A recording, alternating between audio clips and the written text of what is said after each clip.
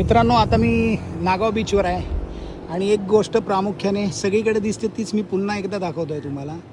मित्रांनो, ह्या ज्या प्लास्टिकच्या बाटल्या दिसत आहेत ना, त्या इकडे नसायला पाहिजेत.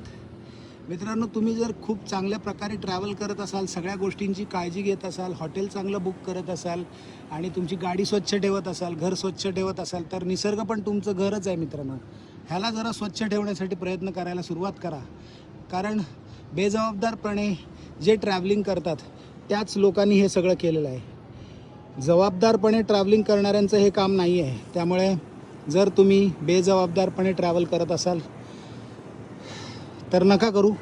निसर्गाची काळजी घ्या, जेणेकरून तुमच्या तब्येतीची पण निसर्ग काळजी घेईल. चला, बाय. एवढंच दाखवायचं होतं मला. वाईट वाटतं खूप. सकाळी धावायला आलेलो इकडे.